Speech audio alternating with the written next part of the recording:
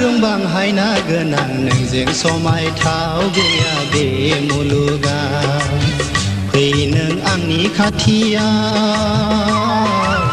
था नों आंजों लोगोआव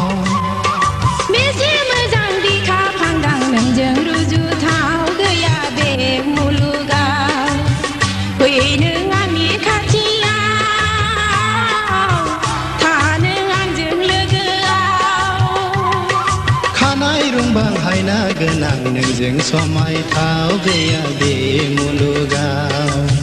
फै नों आंनि खाथियाव था नों आंजों लोगोआव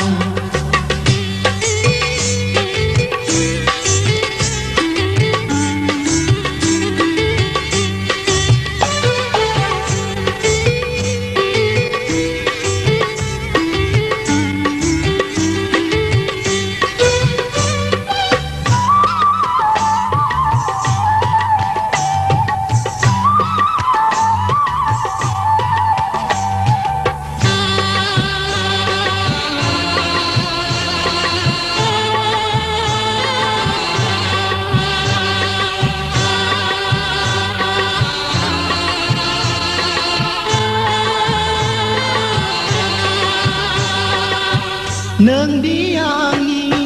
गोरबोनि दाउ मैना नोंदि आंनि जिउनि आंगो सना जारौ गुस्थिया नोंनि बेसे समायना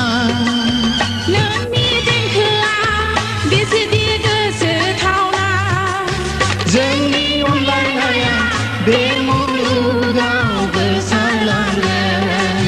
जोंनि अनलायनाया बे मुलुगाव गोसारलांगोन खानाय रुंबां हायना गोनां नोंजों समायथाव गैया बे मुलुगाव फै नों आंनि खाथियाव था नों आंजों लोगोआव फै नों आंनि खाथियाव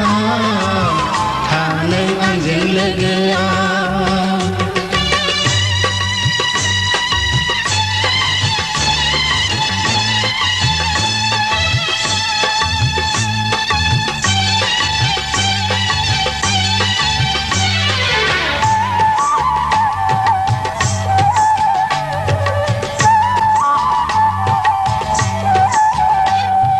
बारदै सिखोला जानानै आं नोंनि अखोराङाव बिरलांगोन आं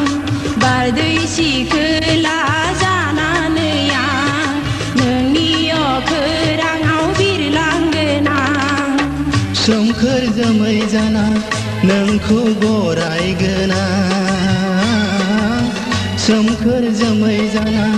नोंखौ बरायगोन आं फैलाव बुहुमाव